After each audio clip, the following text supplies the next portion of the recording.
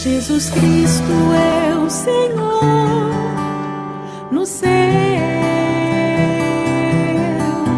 na terra e debaixo da terra. Ele é santo. Es bien interesante que cuando tú miras estos tres grupos, Juan habla de ellos de una manera bien diferente a otros contextos en los que tú los encuentras en las Escrituras. Por ejemplo, hablábamos un poco que a los niños espirituales Pablo, digamos a los corintios, les dice, hablándoles a ellos como niños espirituales, pero de una manera negativa. Pero cuando Juan habla de los niños, de los pequeños, no está hablando de algo negativo, sino es algo que debería haber en la iglesia. Y veíamos que esos niños pequeños son aquellos que han sido perdonados y que conocen al Padre, que de alguna manera son los nuevos convertidos. Que cuando hay una nueva conversión, siempre la iglesia es beneficiada porque el nuevo creyente le trae un color a las reuniones, una alegría y un amor que caracteriza los primeros años de conversión. Entonces son esos hijitos que le traen gozo y alegría y un color especial a las reuniones. Hoy vamos a hablar de los jóvenes. Cuando Juan está hablando a los jóvenes, no le está hablando al grupo de jóvenes de la iglesia, sino le está hablando a unos creyentes que están en un estado espiritual. Porque aunque tú puedes tener 50 años, si eres recién convertido, eres un hijito. Y puedes tal vez tener 25 años, pero si ya llevas tu buen tiempo con el Señor, puedes ser un joven espiritual. Entonces es más un estado espiritual, es una jornada de madurez en la vida cristiana a la que el Señor se está refiriendo. Amén. Entonces hoy vamos a hablar de los jóvenes espirituales, no de los jóvenes o del grupo de jóvenes, sino de los jóvenes según el testimonio de las Escrituras. ¿Qué es lo que caracteriza a los jóvenes? Pues vamos a leer lo que dice Juan. Entonces quedamos ayer, la vez pasada en el verso 12 y vamos a leer, bueno, leámoslo desde el 12, dice: os escribo a vosotros, primera de Juan 2, 12, dice: os escribo a vosotros, hijitos, porque vuestros pecados os han sido perdonados por su nombre. Os escribo a vosotros, padres, porque conocéis al que es desde el principio. Os escribo a vosotros, jóvenes, porque habéis vencido al maligno. Os escribo a vosotros, hijitos, porque habéis conocido al Padre. Os escribo a vosotros, padres, porque habéis conocido al que es desde el principio. Os escribo a vosotros, jóvenes, porque sois fuertes y la palabra de Dios permanece en vosotros y habéis vencido al maligno. Entonces tenemos dos referencias a los jóvenes que han vencido al maligno, las dos veces se nos dice, y que son fuertes porque la palabra de Dios mora en ellos. Nosotros pudiéramos hacer una analogía de la vida natural. Un niño se caracteriza por esto, un joven se caracteriza por esto, y de la niñez a la juventud hay un cambio físico, hay un cambio emocional, hay una jornada. Pero cuando Juan nos dice las características de los niños y las características de los jóvenes, nos dice algo bien exacto que es lo que nosotros vamos a considerar. ¿Qué es lo que se dice? Pues lo que hemos dicho. Han vencido al maligno y son fuertes porque la palabra de Dios permanece en vosotros. Entonces vamos a ver las características de los jóvenes espiritualmente. En la iglesia, pues sí es bueno que hayan niños porque es normal que se estén convirtiendo personas, pero también lo normal es que los que llevan un tiempo ya de convertidos maduren. Y esa madurez se ve en varios asuntos. Y cuando tú miras este pasaje, yo digo, es muy contundente lo que Juan habla de los jóvenes. ¿Cuáles son los jóvenes? Los que han luchado con el maligno y han vencido. Los que tienen victoria, los que son fuertes, los que tienen palabra. ¿Sí? Esos son los jóvenes espirituales. Entonces, es una jornada bien interesante, bien motivante y que nos lleva a ver la vida cristiana de una manera bien real. Amén. Los jóvenes no son espirituales, no son los que después de la reunión se van a jugar fútbol. No son los que ven películas. Los jóvenes espirituales se caracterizan por ciertos aspectos en su vida. Primero, Juan relaciona el asunto con una lucha personal, pero su lucha no es contra algo abstracto, sino que son personas que están luchando contra el mal personalizado, o sea, contra el maligno. Una vez un hermano citaba una experiencia que él tuvo, y él nunca contó bien su experiencia, pero él decía a los hermanos, le decía: ¿conocéis la estación del ferrocarril de Edimburgo? Y él decía esto: una vez yo me encontré allí con Satanás. O sea, de alguna manera él personalizaba esa experiencia y esa mala situación con un personaje. Y así Juan nos muestra un poco la vida espiritual. La lucha no simplemente es contra el mundo, hermano. No es simplemente contra la tentación. No es simplemente contra nuestra carne. Detrás de esto hay un mal. Y hay un personaje que promueve todo eso. Y el hijito pasa de ser un nuevo convertido a darse cuenta que la vida cristiana es una batalla. Y que hay una lucha. Y hay que pelear. Y hay que vencer. Entonces vamos a hablar de estos jóvenes. Estos jóvenes estos jóvenes espirituales nos recuerdan a jóvenes como David. Que él no necesitó tener 40 o 50 años para derrotar a Sansón. Nos recuerdan a Goliat. Nos recuerdan jóvenes como José. Nos recuerdan jóvenes como Samuel. Que a pesar de que de ser personas que eran muy jóvenes, tuvieron victoria. Y a veces es un panorama contrario, porque uno se da cuenta que cristianos de 10 o 15 años es débil y Satanás cada rato le pone la pata encima.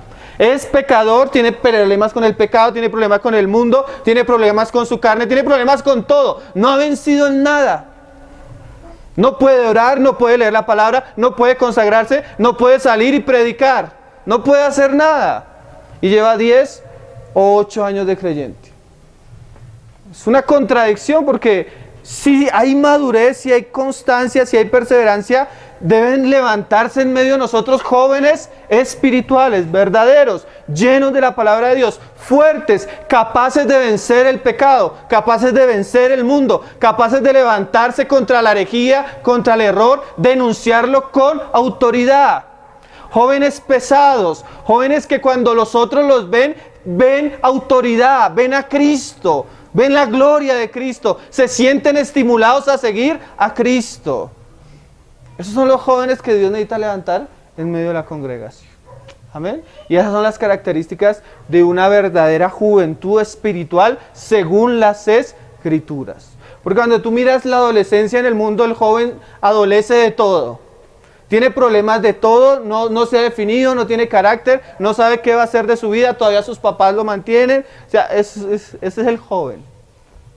Pero espiritualmente no debería ser así. Entonces vamos a ver otros pasajes que nos hablan de esto. Ahí primera de Juan 4 nos dice claramente que esta victoria que ellos han tenido no es por algo de ellos mismos, sino que mira lo que dice Juan. 4, verso 4. Hijitos, vosotros sois de Dios y lo habéis vencido. ¿Por qué? Porque mayor es el que está en vosotros que el que está en el mundo. O sea, la victoria que estos hombres tienen, ¿por qué es? Porque hay en ellos algo que es mayor que el enemigo que ellos están enfrentando. Mayor es el que está en vosotros que el que está en el mundo. Amén. Entonces vamos a estudiar los tres aspectos, hermano. La sangre del Cordero, la palabra, el testimonio de ellos y porque ellos cómo ellos menospreciaron su vida hasta la muerte. En estos días vamos a publicar un video de Tesoro Responde que se llama ¿Debemos cubrirnos con la sangre del Cordero? Porque es una práctica común en nuestros días. Señor, cubro mi casa con la sangre de tu Hijo. Señor, cubro mi vehículo con la sangre de tu Hijo. Señor, cubro mi familia, mi economía, la iglesia con la sangre de tu Hijo. Y es una práctica muy común en la oración. Entonces, en el video respondemos si eso es bíblico. Porque generalmente el pasaje vanguardia de esta práctica es este. Es bíblico cubrirnos con la sangre de Jesucristo, entonces siempre usan este pasaje, porque ellos han vencido al maligno. ¿Cómo? Por medio de la sangre. Entonces la sangre tiene poder, entonces vamos a cubrir todo con la sangre de Jesucristo. Pero ¿de qué está hablando Juan? Estos asuntos hay que conocerlos porque son la manera como vamos a vencer al maligno. ¿De qué está hablando Juan? Cuando tú miras la sangre del cordero tienes que verlo a la luz de las escrituras para no hacer un uso ilegítimo, ¿sí? Porque a veces puede que el pasaje lo diga, pero tengo que darle el uso que le dan las escrituras. Dios siempre, hermanos, siempre, desde Génesis hasta Apocalipsis, relacionó la sangre con el pecado. El uso legítimo es que Cristo derramó su sangre para perdonar nuestros pecados. Ese es el uso legítimo. Yo no debo usar la sangre para que el Señor no permita que el ladrón me robe. El Señor dice por las escrituras, si el ladrón te pide el celular, dale la chaqueta. Porque hoy van a robar al creyente y el creyente dice, no, y me cubro con la sangre de Jesucristo. Pero Cristo le dijo, si te pide la capa, dale la túnica. Entonces, si usted no quiere tener problemas cuando lo van a robar, siga lo que dice Cristo y verá que el ladrón no se va a poner de mal genio. Entonces vamos a ver por qué es tan importante la sangre de Jesucristo. Amén. ¿Por qué es tan importante en relación a nuestra lucha con Satanás? Especialmente por esto. Porque un cristiano que ha pecado y su conciencia está cargada, si él no soluciona ese asunto delante de Dios, el pecado lo va a alejar de Dios. Y una vez él lejos de Dios, es presa del maligno. La única manera que el cristiano pueda vencer al maligno es que pueda andar en comunión con Dios y cerca de Dios. Y hay un asunto que nos separa vitalmente de nuestra relación con Dios y es nuestros pecados. Entonces una vez el cristiano peca y viene el acusador a presentarse al Padre y viene el acusador a mi conciencia a decirme que aunque yo soy cristiano, estoy haciendo bolitas porque voy y escucho la palabra, pero otra vez volví a pecar.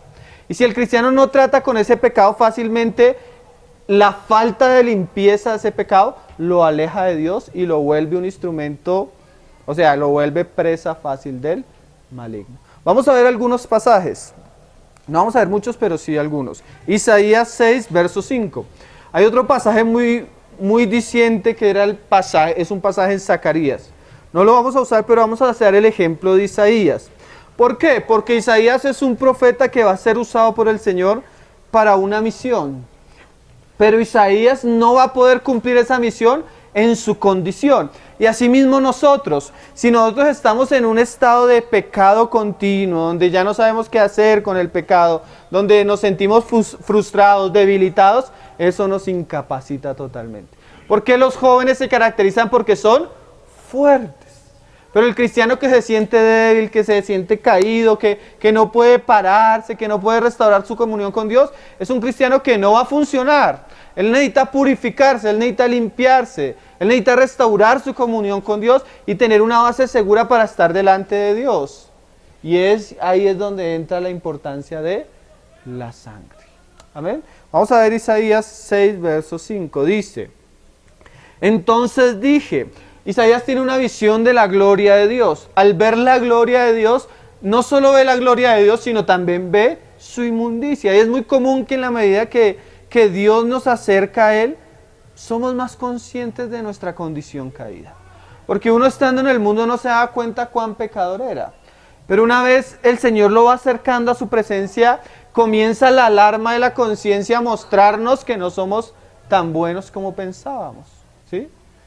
Y yo comienzo a entrar en una situación terrible. Porque aunque yo soy profeta y llevo 6 capítulos profetizando, me acerco delante de Dios y Dios me muestra que aunque soy profeta, tengo labios inmundos. Y esa figura de labios inmundos era que él era leproso. En los tiempos antiguos la ley le mandaba a los leprosos que ellos no podían vivir en la ciudad. Y ellos tenían que estar fuera de la ciudad y cuando alguien se acercaba ellos tenían que comenzar a gritar, soy hombre de labios inmundos. Así la gente sabía que no se podía acercar a él porque él era leproso. porque la lepra era algo contagioso. Entonces él decía, soy un hombre de labios inmundo, dándole a entender a los otros que no podían acercarse a él porque él era un leproso. Entonces, ¿qué está diciendo Isaías? Soy un pecador, soy leproso espiritualmente. Y cuando él se ve así, leproso, cuando él se ve inmundo, eso inmediatamente le corta el ministerio y le corta todo lo que él puede hacer. Porque si hay algo que es verdad, hermano, Dios no usa personas en un estado de impureza espiritual. Eso es real, hermano. Dios no usa vasos sucios. Él necesita limpiarlos, o si no, no los va a poder usar. Si usted está en un estado de pecado, con su conciencia en pecado, que no puede levantar los ojos a los cielos, ¿cómo va a salir a predicar? ¿Cómo va a dar testimonio? Usted muchas veces se ha sentido que no le puede hablar a nadie porque su misma conciencia no lo deja. ¿O no se ha sentido así? Entonces Isaías se ve así. Isaías se ve tan inmundo que no puede alzar los ojos a los cielos. Como el publicano, ¿se acuerda, Señor? No soy digno ni siquiera de alzar mis ojos a los cielos. Pero entonces Dios hace algo, porque Dios no nos quiere dejar ahí. Dios quiere que seamos jóvenes. Dios quiere que peleemos sus batallas. Dios quiere que venzamos al maligno. Dios quiere que seamos instrumentos de justicia en su mano. Y lo primero que Él va a hacer es purificarnos, limpiarnos. Por eso es tan importante que el creyente conozca verdaderamente la obra de Cristo. Porque hoy en día se conoce es que se hace un llamado de evangelización y tú repites una oración creyendo que Cristo murió por ti y ya eres creyente. Y tal vez muchos se han convertido así. Pero la verdad es que aunque tú ya te hayas convertido, tú necesitas conocer a profundidad la obra de Cristo. ¿Qué hizo Cristo por ti? ¿De qué habla la sangre de Cristo? ¿De qué habla cuando participamos del pan y bebemos la copa? ¿De qué habla el nuevo pacto? ¿Qué es la redención? ¿Qué es la justificación? Que son aspectos de la obra de Cristo que un creyente debe conocer, porque esa es la manera como Dios lo va a limpiar de su lepra. Y muchas veces una de las obras que ha hecho Satanás con el pueblo cristiano es hacerle creer al pueblo cristiano que conoce el Evangelio cuando no conoce las riquezas de la obra de Cristo y de la sangre de Cristo. Lo máximo que saben de la sangre de Cristo es invocarla para que el ladrón no lo robe. En realidad no es gracioso, no lo decimos para burlarnos, sino como para lamentarnos. Debemos conocer el Evangelio, hermanos, porque eso es lo que nos va a permitir pelear una batalla sobre una base segura. Porque cuando yo estoy peleando la batalla bajo mi justicia propia, mi esfuerzo propio, yo caigo. Pero Dios no quiso dejarnos bajo un resbaladero, Él quiso poner un fundamento, una roca eterna, que esa roca es Cristo y Él crucificado, o sea, Él dando su vida y su sangre. ¿Para qué? Para que yo pueda aprovecharme y bajo esa roca segura pueda caminar con Dios. Amén. Entonces mira lo que pasa. Isaías dice, ay de mí que soy muerto. Porque, hermano, el leproso, si al leproso no se le permitía entrar a la ciudad, mucho menos al tabernáculo. Mucho menos. Y él está en la misma presencia de Dios y viéndose leproso. Él espera el juicio de Dios. Y así muchas veces, lo justo sería que Dios nos juzgara, hermano, por nuestro pecado. ¿Cuántas cosas hemos hecho contra Dios que lo justo sería que Él nos juzgara? Y dice, soy muerto. Ya, aquí no salgo. Es más, los levitas a veces tenían espada, porque en el tabernáculo no tenía un muro, porque era como una carpa. Pero alrededor del tabernáculo las carpas eran las de los levitas. Y el muro del tabernáculo eran los levitas. Y muchos de ellos eran celadores del tabernáculo. O sea, ellos no podían permitir que ni el leproso, ni que la mujer con flujo de sangre, ni que ninguno de esos que la ley prohibía pudieran acercarse. Porque si ellos se atrevían a acercarse, ellos tenían que sacar la espada y juzgarlo para que no profanaran la casa. Pero ahora tú ves que Isaías se ve en medio de la gloria de Jehová de los ejércitos y él espera la muerte. Pero en vez de Dios matar, lo que hace, hermano, lo purifica. Precioso, ¿no? Y dice, Porque siendo hombre inmundo de labios y habitando en medio de pueblo que tiene labios inmundos, han visto mis ojos al Rey Jehová de los ejércitos. Y mira lo que sigue diciendo. Y voló hacia mí uno de los serafines teniendo en su mano un carbón encendido, tomado del altar con unas tenazas. Y tocando con él sobre mi boca dijo: he aquí que esto tocó tus labios, y es quitada tu culpa y limpio tu pecado. Entonces lo primero que Dios hace con Isaías, con el profeta, es tocarlo por medio de un carbón encendido enviado por un ser angelical para purificarlo. Inmediatamente después, ¿qué pasa? Dice: después oí la voz del Señor. Porque Dios no le habla a alguien que está en un estado de impureza espiritual. Dios necesita limpiarlos. Hermano, ¿y si el carbón encendido purificó a Isaías? ¿Cuánto más no nos purificará de nuestros pecados la sangre del Cordero de Dios derramada en la cruz?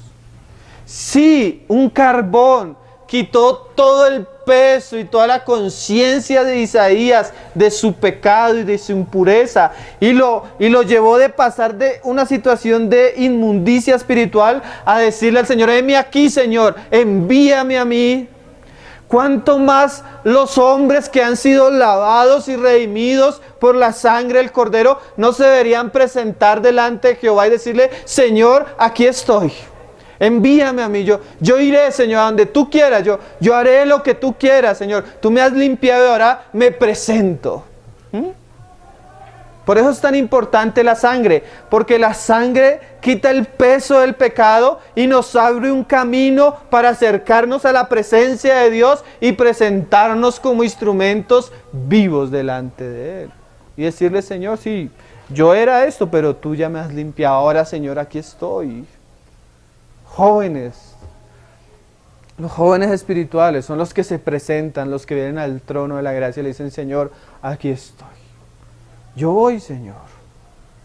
Isaías necesitaba esta experiencia de purificación para aprender y para oír la voz que le decía: ¿a quién enviaré y quién irá por nosotros? Entonces respondí yo: el leproso ahora pasa a ser profeta. El leproso ahora pasa a ser embajador. Heme aquí, envíame a mí. Y dijo: anda y di a este pueblo: oíd bien y no entendáis, ved por cierto, mas no comprendáis. Entonces, el principio de limpieza o de purificación, tú lo encuentras en toda la Escritura. El Señor le decía a Josué: Josué, tráeme al pueblo, preséntalo mañana, pero primero debes purificarlo. Siempre es así. Entonces, ¿cómo vamos a enfrentar una batalla, un conflicto cósmico espiritual con el maligno si todavía estamos cargando con el pecado? Por eso es tan preciosa la sangre de Cristo, porque la sangre de Cristo nos limpia y nos prepara para entrar al Santísimo y poder vencer al maligno. A tal punto que si Él viene a acusarnos, delante de nosotros hay un cordero como inmolado. ¿Sí? Ya no hay acusación, porque todo lo que Él puede acusarme, Cristo lo llevó en la cruz. Vamos a leer unos pasajes de este lenguaje. Hebreos 9, verso 11. Aún nosotros veníamos hablando de un asunto. ¿Cuál es el asunto? Decía Juan ahí antes, en primera de Juan. Busque Hebreos 9, 11. Juan decía: pero si andamos en luz, como Él está en luz, tenemos comunión unos con otros, y la sangre de Jesucristo nos limpia de todo pecado. O sea, es un asunto que Juan viene tratando. Ahora vamos a ver, según el lenguaje de Hebreos, ¿qué es la sangre? Porque a veces cuando nosotros encontramos un asunto que para Dios es importante, Dios le dedica tiempo para explicárnoslo, ¿sí? No solo en relación a todo. Cuando algo es importante para Dios, Él no lo explica, porque Él quiere que entendamos. Entonces tú coges Hebreos 8, Hebreos 9 y Hebreos 10 y Dios te explica cuál es el valor de la sangre. Ahí Él te lo explica. No lo vamos a leer todo, pero por lo menos vamos a leer unos pasajes donde nos muestran la importancia de esto. Dice Hebreos 9:11: Dice, él está haciendo una comparación desde el Antiguo Testamento con el Nuevo Testamento. Dice, pero estando ya presente Cristo, y él está hablando de los sacerdotes, de los sacrificios antiguos, del antiguo pacto con Moisés.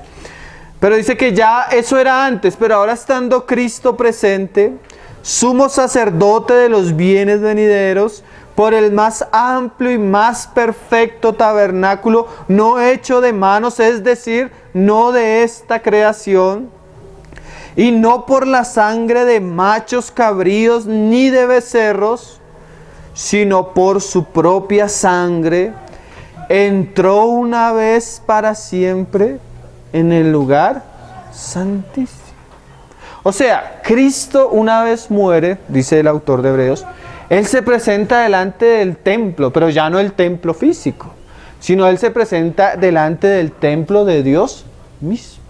Y Él se presenta cual sumo sacerdote, porque el sacerdote, para poder entrar al tabernáculo o al templo, Él necesitaba llevar en sus manos sangre. ¿Por qué Él necesitaba llevar sangre? Porque Él era un pecador, el sacerdote, no Cristo. Entonces, cuando Él entraba con la sangre, Él iba y derramaba la sangre en el lugar santísimo, en el propiciatorio. Y esa sangre era una figura de perdón para todo el pueblo. Había un día especial, el día del Yom Kippur, una celebración. Pero esas fiestas eran una figura de la muerte de Cristo y de la obra de Cristo. Una vez Cristo muere, resucita, se presenta delante del Padre y ahora viene ante el Padre a mostrar el precio del pago de los pecados de todos los que en Él habrían de creer. No se duerma, hermano, que estamos en los asuntos importantes. Y dice, entró una vez para siempre en el lugar santísimo. ¿Qué? ¿Para qué? Habiendo obtenido, ¿qué? Eterna redención. Que, hermano, esta es una frase grandísima. Por eso nosotros a veces usamos este lenguaje. La salvación no se pierde. ¿En relación a qué? En relación a que si una persona ha sido redimida por la sangre de Cristo, nunca va a dejar de ser de Cristo. Porque Cristo la compró y ahí dice ¿cómo? Con redención eterna. El que es de Cristo, Él lo compró y es de Él para siempre. Por eso Pablo decía, por lo cual estoy seguro que nada lo iba a separar del amor de Dios. Y él dice, estoy seguro de que ni la muerte, ni la vida, ni ángeles, ni principados, ni potestades, ni lo presente, ni lo porvenir, ni lo alto, ni lo profundo, ni ninguna cosa creada nos podrá separar del amor de Dios que es en Cristo Jesús. Una vez redimidos por la sangre de Cristo, una vez de Cristo para siempre. ¿Por qué es tan importante esto? Cuando usted entiende esto, usted comienza a orar diferente, por lo menos. Usted no tiene que arrebatarle su vida al diablo, usted no tiene que arrebatarle su familia al diablo, usted no tiene que arrebatarle su economía al diablo, porque hermano, déjeme decirle, usted ya no es del diablo. Cristo lo compró. Cristo lo compró. Cuando usted creyó en Cristo, la sangre de Cristo fue el precio por el que Él lo hizo a usted de Él. Es que, ¿cómo Satanás nos va a derrotar? ¿Cómo Satanás va a tener victoria sobre nosotros si es que ya somos de Cristo? Cristo me compró. Tal vez yo puedo ser rebelde, yo puedo ser necio, y Dios trata nuestra rebeldía y nuestra necedad. A tal punto, dice Pablo, hay muchos entre ustedes que ya duermen. ¿Qué hizo Dios? Un hijo muy rebelde lo llamó con la muerte a su presencia, porque ya es hijo. O le da a veces una enfermedad, o le da porque Dios castiga el pecado de sus hijos. Pero somos de Cristo. Amén. Esto es importante conocerlo. ¿Por qué? Porque esto le da la victoria sobre el enemigo. Yo a veces veo la película de Martín Lutero y a veces cuentan en sus biografías que él tenía unas situaciones de persecución y todo por el ministerio que él tuvo.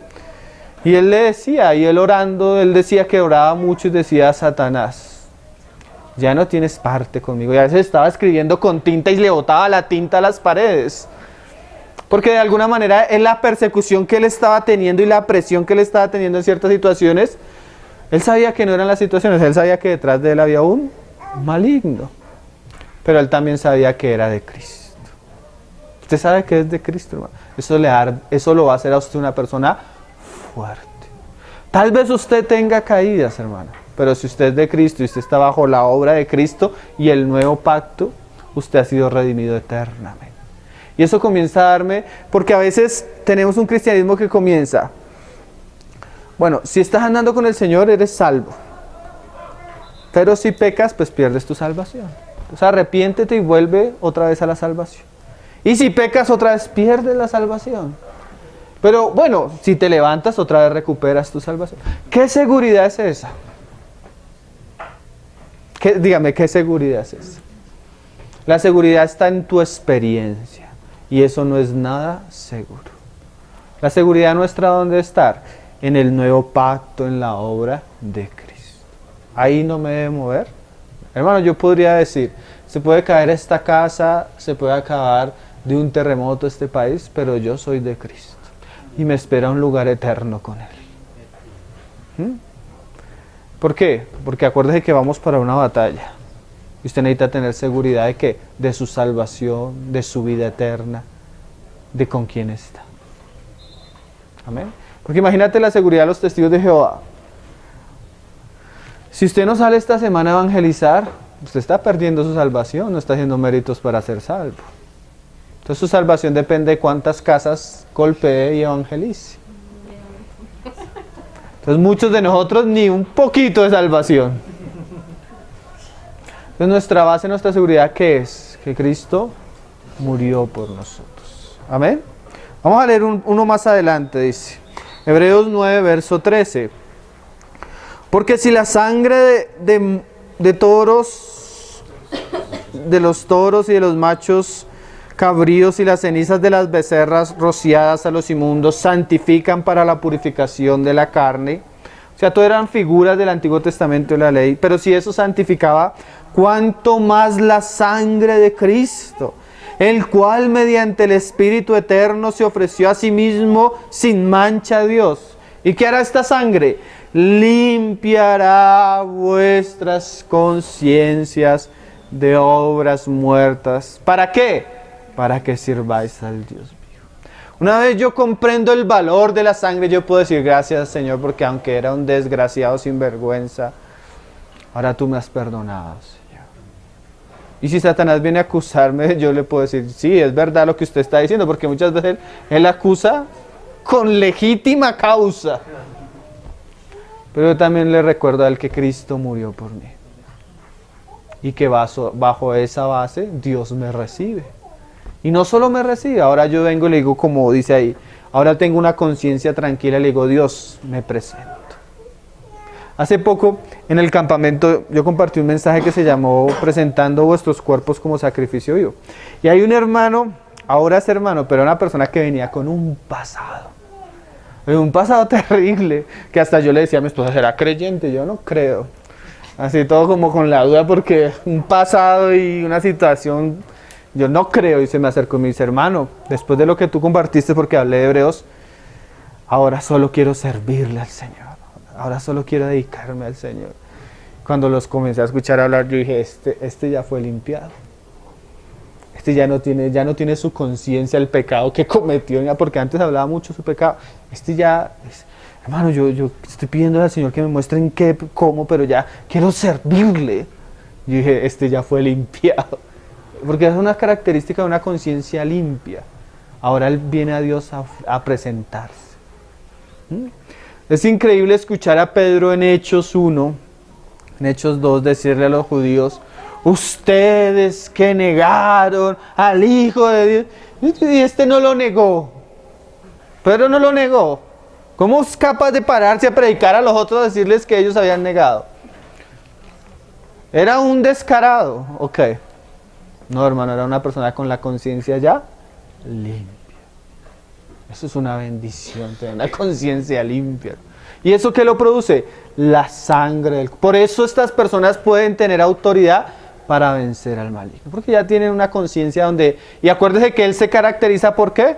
Porque es el acusador, no del mundo, sino de los hermanos. Pero en la medida que los hermanos comprenden la obra de Cristo, tienen una base firme para servir a Dios. ¿Cuál es el segundo aspecto? Ellos han vencido por la sangre del Cordero y ahora es por la palabra del testimonio de ellos. Efesios 6, verso 17. Efesios 6, verso 17. Nosotros estuvimos hablando en estos días con los varones un poco de eso, de la palabra de Dios. ¿Cuál es la base segura para la victoria, hermano? La palabra de Dios. Y es lo mismo que Juan nos decía. Estos son fuertes. ¿Por qué son fuertes? Porque la palabra de Dios permanece en ellos. O sea, la fuerza de un hombre surge en su relación con la palabra de Dios.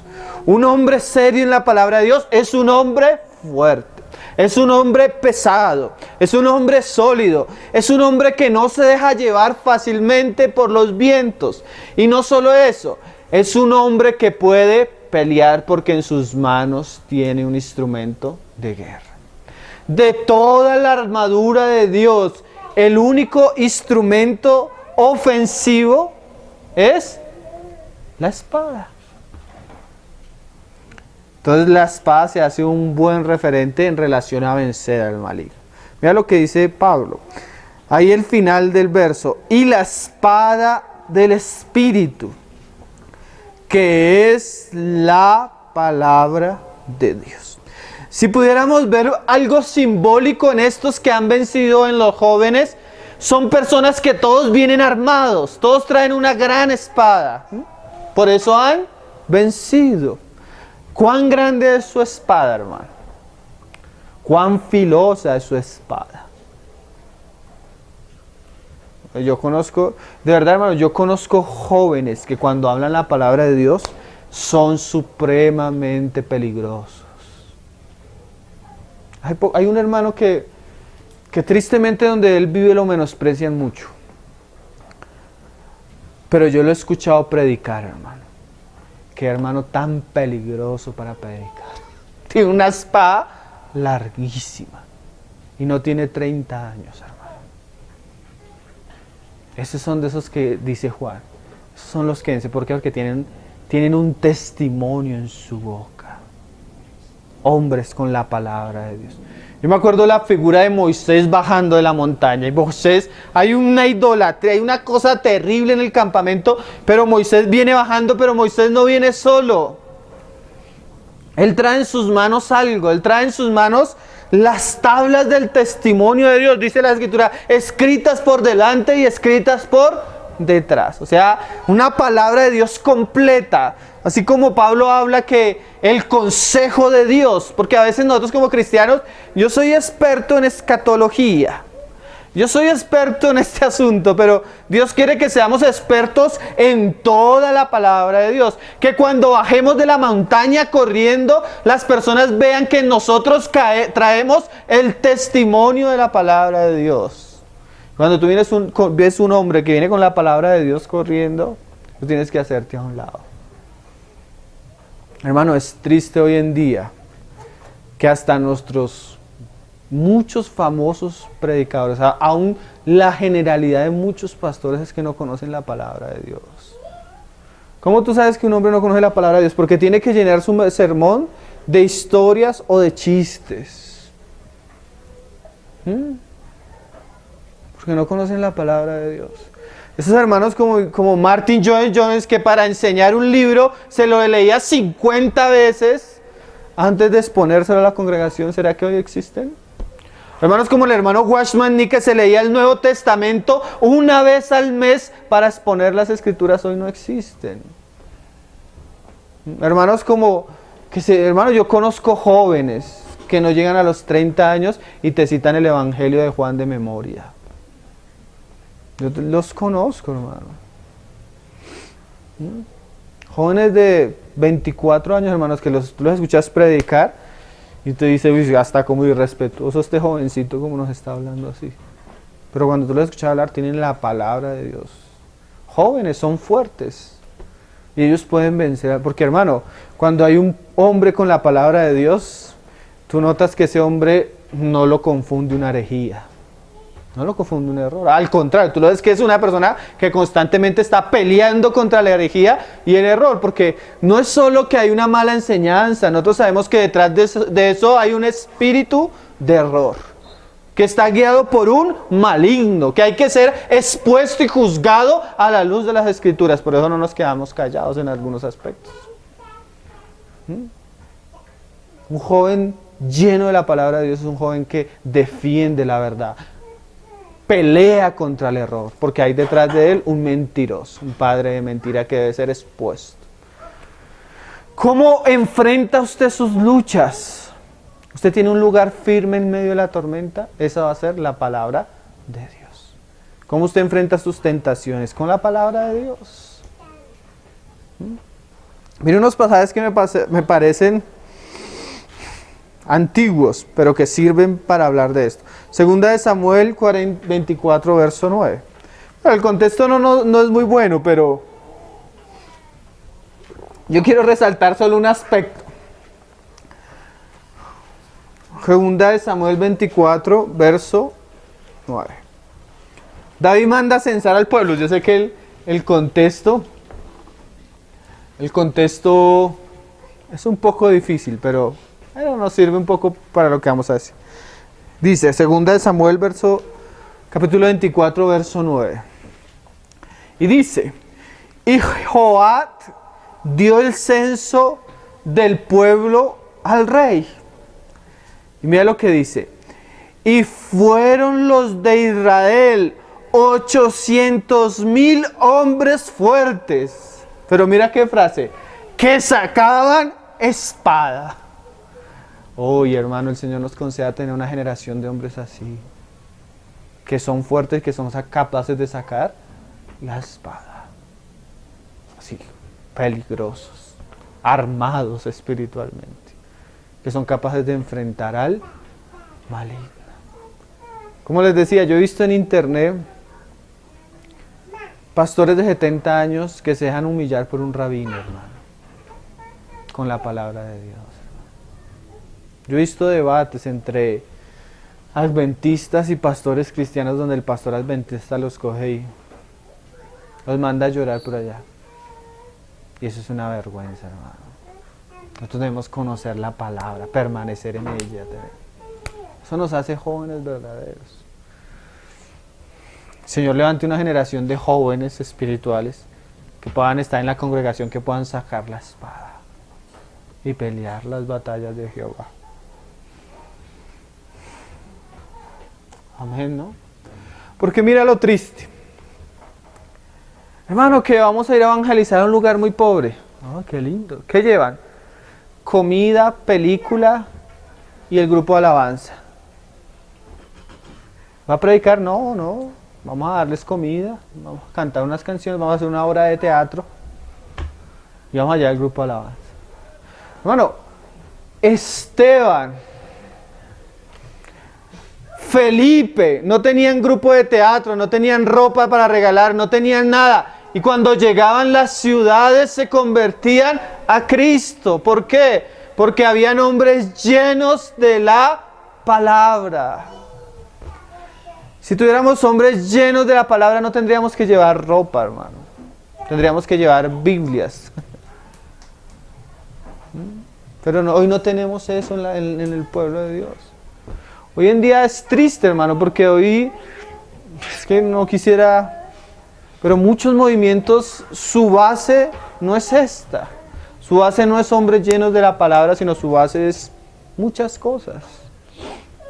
El Señor tenga misericordia, porque Él nos está llamando a algo, amén. Sí, no, hermano, nosotros vamos a ser la generación que va a pasar, según lo que dice Apocalipsis, muchas cosas. Y solo van a estar en pie y vencer estos. El Señor levante jóvenes en medio nuestro. Pero de estos jóvenes. Otro pasaje, 2 de Samuel, ahí antecitos, 23, verso 8. Estos pasajes siempre me han gustado. Es una figura, pero el Señor haga así en medio nuestro. Está hablando de los valientes de David, pero mira lo que dice. Estos son los nombres de los valientes que tuvo David. José Basebet, el Tacmonita, principal de los capitanes. Este era Adino el Esnita, que mató a 800 hombres en una ocasión. Entonces eran verdaderos guerreros. Mató a 800 hombres en una ocasión. Después de Eleazar, hijo de Dodo, Ahoita, uno de los 3 valientes que estaban con David cuando desafiaron a los filisteos, que se habían reunido allí para la batalla y se habían alejado los hombres de Israel. O sea, hubo una batalla de David con los filisteos, y cuando los israelitas vieron los filisteos, todos salieron corriendo. Y quedó David, pero con unos pocos. Con unos pocos. ¿Y qué hizo este hombre? Dice, este se levantó e hirió a los filisteos hasta que su mano se cansó y quedó pegada su mano a la espada. Qué figura tan preciosa, ¿no? Un hombre que en la batalla era la palabra, su espada era tan parte de él que quedó pegada. Que eso, yo no sé cómo interpretarlo eso, hermano, pero es el cristiano que tiene la palabra tan ligada a él que solo es su hablar, su vivir, es la palabra de Dios. Tremendo, le quedó pegada la espada a su mano. Y dice, aquel día Jehová dio una gran victoria y se volvió el pueblo en pos de él tan solo para recoger el botín. O sea, él peleó y los otros se llevaron el botín. Entonces, primer aspecto, han vencido por la sangre. Segundo aspecto, han vencido por el testimonio de ellos. En ese tiempo, pues claro, la espada se cargaba en la mano, pero en este tiempo el testimonio se lleva en la boca. Cuando Cristo viene, dice Apocalipsis, que trae una espada en su boca. O sea, esto que estamos hablando, el que ama la palabra, el que persevera en la palabra, habla de la palabra, da testimonio de la palabra. Lo último que se dice es que menospreciaron sus vidas hasta la muerte. Vamos a leer Filipenses 3, verso 7. Definitivamente estos jóvenes, o los que vencieron según Apocalipsis, son hombres que encontraron una razón para vivir. Cuando usted encuentra la palabra de Dios, cuando usted encuentra a Cristo, el sacrificio de Cristo, el evangelio de Cristo, cuando usted vive en Él y permanece en la palabra de Cristo, usted encuentra una razón para vivir. Pero usted encuentra, según las Escrituras, no solo que ellos encontraron una razón para vivir, sino que ellos encontraron una razón también para morir. Eso todavía es más precioso. Estos hombres encontraron una razón para perder sus vidas. Ellos encontraron un amor tan grande que su vida se volvió un suspiro, hermano. Y ahora lo que tienen poco, lo quieren poner delante de los pies de su Señor. Estos son los que el Señor decía, los que se niegan a sí mismos y toman su cruz. Mira cómo Pablo habla de este asunto. Pero cuantas cosas eran para mí ganancia. ¿Qué eran cosas para ganancia para Pablo? Ser un gran fariseo, ser un gran descendiente de la tribu de Benjamín, ser judío de judíos. O sea, su gloria era eso. Claro, digamos cuando usted se convierte al Señor, ¿qué es su gloria? Puede ser que su carrera, su profesión, su estilo de vida, la casa que compró, eso es su vida. Lo que usted ha invertido su tiempo en eso es su vida. Lo que usted ha gastado sus fuerzas, su corazón, sus anhelos, eso son su vida. Pablo era un hombre religioso, entonces su vida era toda en su aspecto religioso. Puede que también mi vida sea mi ministerio, mi iglesia, mi esto, eso es mi vida. Pero ¿qué dice Apocalipsis? Ellos menospreciaron su vida. Pero no la menospreciaron porque ya estoy cansado de esto, sino había una razón. ¿Cuál era la razón? Era lo que nos dice Pablo. Pablo fue uno de los que menospreció su vida. Dice, Pero cuantas cosas eran para mí ganancia, las he estimado como pérdida por amor de Cristo. Y ciertamente aún estimo todas las cosas como pérdida por la excelencia del conocimiento de Cristo Jesús, mi Señor, por amor del cual lo he perdido todo y lo tengo por basura, para ganar a Cristo. Entonces imagínate, no sé cómo usar un lenguaje para que lo entendamos. Viene Satanás contra Pablo. Pablo, si tú sigues siguiendo a Cristo, te voy a quitar esto. Y Pablo, amén, lo tengo por pérdida para ganar a Cristo. Yo a veces me pongo a pensar, ¿qué puede hacer Satanás con una persona que lo ha perdido todo y está feliz? Nada, hermano. Yo me imagino a Pablo en una cárcel habiéndolo perdido todo y tenía los cielos abiertos, hermano. ¿Qué es lo máximo que ha hecho Satanás en la historia para destruir al pueblo cristiano? Matarlos. Porque hay veces que no podía hacer más. Les quitaba las casas, no les importaba a los cristianos. Los llevaba a una cárcel, no les importaba a los cristianos. ¿Qué hacía Satanás? Muchas veces, ¿qué? Los mataba. Pero, ¿qué puede hacer Satanás con un cristiano que dice, para mí el vivir es Cristo y el morir es ganancia? ¿Por qué estamos diciendo esto, hermanos? Porque nosotros nunca vamos a poder pelear una verdadera batalla mientras haya cosas que amemos fuera de Cristo. Nuestro corazón necesita desvincularse a todo lo que no es Cristo. Porque si no, eso va a ser una gran flaqueza. Por ejemplo, ustedes saben, ahí en estos días vi una noticia, la mayoría de los narcotraficantes, esos así que son así, los capos, Pablo Escobar, el Chapo, todos esos los grandes, ellos crean un esquema de seguridad alrededor para que no los encuentren, que es impresionante. Pero hay una cosa que ninguno de esos hombres ha podido renunciar. ¿Saben qué es, hermano? Las mujeres. Siempre caen por esa debilidad. ¿Eh? Siempre caen porque tienen la debilidad con las mujeres. Eso, sea la esposa, sea la amante, siempre caen por las mujeres. ¿Por qué estamos haciendo esta comparación? Porque mientras haya cosas que no hayamos entregado, siempre esa va a ser nuestra debilidad. Usted debe llegar a un punto en que le diga, Señor, este es mi trabajo, pero te lo entrego a ti.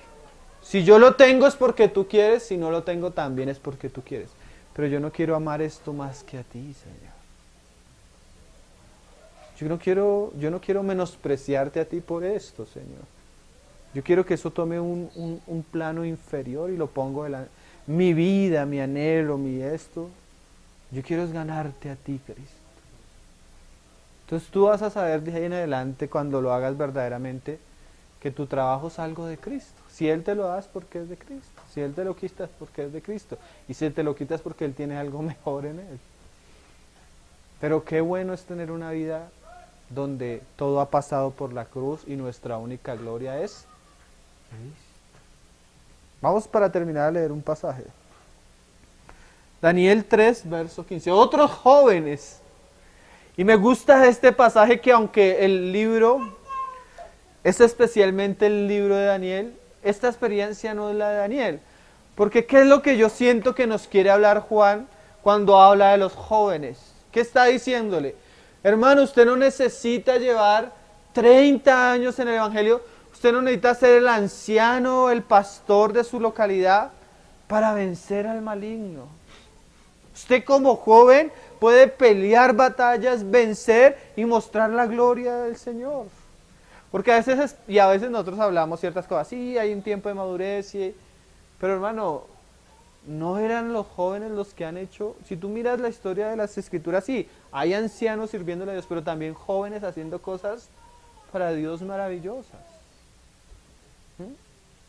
Tú miras muchos misioneros, sí, llegaron a ser ancianos, pero muchos, sus primeros viajes y el comienzo de su ministerio comenzó siendo muy jóvenes.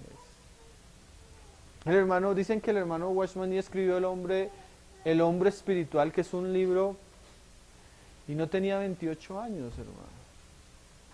Eso es qué cosa, ¿no? Se dice que los apóstoles más o menos estaban en un rango de 17 a 21 años. O sea que cuando Pedro predicó en Pentecostés no tenía 25 años, hermano. Eran jóvenes. Eran jóvenes. Daniel 3, verso 15. Está Sadrach, Mesach y Abednego. ¿Recuerdan que se dio un edicto que todos al sonar el tamborín tenían que inclinarse y adorar? Entonces dice Daniel 3, verso 15. Ahora pues estáis dispuestos para que al oír el son de la bocina, de la flauta, del tamborín, del arpa, del salterio, de la zampoña y de todo instrumento de música, os postréis y adoréis la estatua que he hecho, porque si no la adorareis, en la misma hora seréis echados en medio de un horno de fuego ardiendo, y que Dios será aquel que os libre de mis manos. Yo he leído testimonios, hermanos, de verdad, en China, en Corea del Norte, en lugares donde van a perseguir, y a veces los mártires, ahorita en Siria por ISIS, uno veía, y yo leí noticias de que los mártires eran niños de 13, 14 años que no quisieron negar el nombre del Señor. No eran ancianos, eran niños. ¿Sí? Precioso, ¿no? ¿Sí? Entonces, bueno, van a negar el nombre de Dios y van a adorar la estatua. Entonces mira lo que respondió Sadrach, Mesach y Abednego. Respondieron al rey Nabucodonosor, diciendo: no es necesario que te respondamos sobre este asunto. Porque más de uno diríamos: déjeme voy y oro y pregunto, a ver qué me dice el Señor, a ver si de pronto el Señor me deja. Porque así a veces somos de livianos. O sea, poco carácter, poco consagración, poco... Una vez yo me acuerdo de una hermana, y si llevaba 3 años con nosotros era mucho.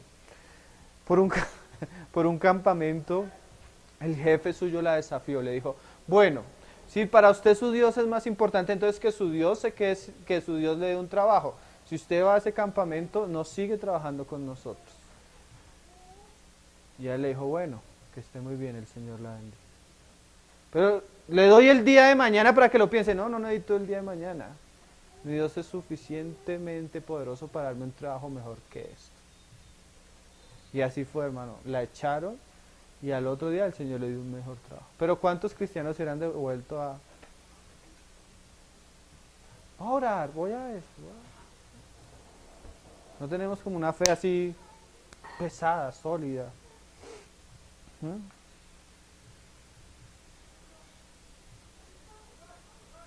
No es necesario que te respondamos sobre este asunto. He aquí nuestro Dios a quien servimos puede librarnos del horno del fuego ardiendo, y de tu mano, oh rey, nos librará. Y si no, sepas, oh rey, que no serviremos a tus dioses, ni tampoco adoraremos la estatua que has levantado. Entonces Nabucodonosor se llenó de ira y se demudó el aspecto de su rostro contra Sadrach, Mesach y Abednego, y ordenó que el horno se le calentase 7 veces más de lo acostumbrado. Y mandó a hombres muy vigorosos que tenían en sus ejércitos para que atasen a Sadrach, Mesach y Abednego, para echarlos en el horno de fuego ardiendo. Entonces estos varones fueron atados con sus mantos, sus calzas, sus turbantes y sus vestidos, y fueron echados dentro del horno de fuego ardiendo. Estos hombres no lo pensaron, ¿no? Estos que habían menospreciado su vida hasta la muerte. Y como la orden del rey era apremiante y lo habían calentado mucho, la llama de fuego mató a aquellos que habían alzado a Sadrach, Mesach y a Abednego. Todos conocemos la historia, hermanos, ¿no?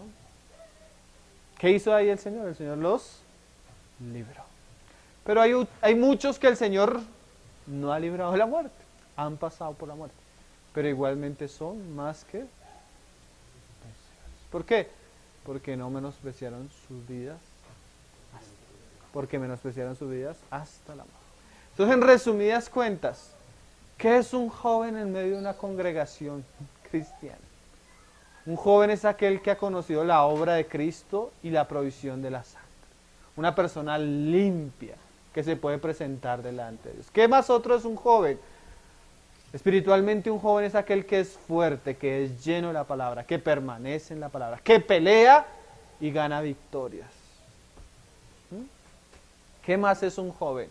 Aquel que ya tiene la disposición a morir por Cristo, que ha menospreciado su vida a tal punto que no tiene temor ni siquiera de la muerte. Estos han vencido al maligno. Termino leyéndole los pasajes con los que comenzamos. Ojalá Juan nos esté escribiendo a nosotros, porque dice Juan, os escribo a vosotros, jóvenes. O sea, como que Juan sí conocía el grupo de jóvenes de esta congregación y decía, estos son verdad. Porque a veces eso se ve, yo me acuerdo cuando, o no me acuerdo, cuando digamos veo que Pablo habla a Timoteo. Pablo, ¿saben qué dice de Timoteo? Dice, Timoteo, compañero mío, cuando me recuerdo de tus lágrimas que demuestran que tu fe no era fingida. Qué precioso poder hablar de personas así. Yo a veces tristemente, yo le digo a los hermanos, cuando yo recuerdo a muchos de los hermanos, comienzo a contar solo malos testimonios. Pero qué bueno es poder mirar atrás y decir, tal joven, hoy yo recuerdo cómo su fe realmente no era fingida. Cómo era un hombre. Dice Pablo de Timoteo, todos buscan lo suyo propio, pero Timoteo busca lo que es de Cristo. O sea, él ama a Cristo. El Señor pueda hablarles y levantar en medio de personas a las que se les pueda decir, a vosotros jóvenes, que sí, que ustedes han vencido al maligno. A vosotros jóvenes, porque sois fuertes. Porque a veces, de verdad, hermano, uno siente que lleva la congregación en los hombros y que ninguno más está poniendo el hombro porque todos están caídos. Todos están débiles, todos no pueden con el mundo, no pueden con las tentaciones. Toca levantarlos y echarlos en el hombro a cargarlos. Pero qué bueno que levante Dios hombres en medio nuestro que uno vea que tienen peso y pueden llevar en sus hombros. Eso es precioso. Sois fuertes. Y no solo eso, sino que la palabra de Dios permanece en vosotros. Qué bueno es tener jóvenes que hay que taparles la boca. Porque ellos tienen un testimonio. Que son hombres de la palabra de Dios. Y la palabra de Dios permanece en vosotros y habéis vencido al maligno. Entonces hoy vimos, hermano, nuestro 10º tema, que son los jóvenes espirituales. Señor nos ayude, ¿no? Porque Juan, yo pienso que nos está despertando a ver lo que es verdaderamente el camino del crecimiento en la vida cristiana. Vamos a orar para terminar. Padre, te damos gracias, Señor. Te damos gracias por tu palabra santa, divina, Señor, que proviene como una voz del cielo para nosotros que estamos aquí en la tierra, Señor. Señor, oramos, Señor, para que hagas de nosotros jóvenes, Señor, espirituales, personas que hayan vencido al maligno, Señor, personas fuertes, Señor Jesús, personas, Señor, donde la palabra permanece, Señor, o como decía Apocalipsis, personas que han menospreciado sus vidas hasta la muerte. Ayúdanos, Señor, prepáranos. Queremos ser de aquellos, como decía la palabra, como aquellos valientes de David, Señor, que pelean, que enfrentan, que tienen victorias, que sacan adelante, Señor, tus asuntos y tus negocios. Que en nuestros tiempos tu reino prospera y avanza, Señor. Ayúdanos, Señor, ayúdanos a ser instrumentos, Señor, para que la obra del maligno sea expuesta, sea juzgada, Señor, y él sea vencido en medio nuestro. Nos ponemos en tus manos, Señor. Obra en nosotros. Ciertamente tu palabra está preparando el camino al cual tú nos quieres llevar, Señor. Ayúdanos a ser fieles, diligentes, Señor, consagrados, santos, Señor. Concédenos ser instrumentos de justicia. Bendice tu palabra, haz que ella retumbe en nuestras mentes, que ella pueda ser meditada, que ella pueda ser examinada, que ella pueda ser atesorada, que ella pueda volverse parte de nuestra oración y de nuestro deseo en ti, Señor Jesús. Haz que llegue también a otros que precisan escucharla, Señor. Haz que llegue y que prospere para tu gloria y para tu honra, Señor. Gracias por estos tiempos delante de tu palabra, Señor. Gracias por enseñarnos, gracias por concedernos abrir las Escrituras, Señor. Gracias por lo que nos das de entendimiento por tu Espíritu, Señor. Ayúdanos a ser fieles a ellas, Señor, y a permanecer en ellas, Señor. Bendice este tiempo, estas reuniones, cada hermano que viene, Señor. Ayúdale, Señor, en sus luchas, en sus pruebas, Señor. Que Él te pueda conocer, Señor Jesús. Y los que han de escucharla también, Padre. Te lo pedimos en el nombre precioso de tu Hijo Jesucristo, Señor. Amén.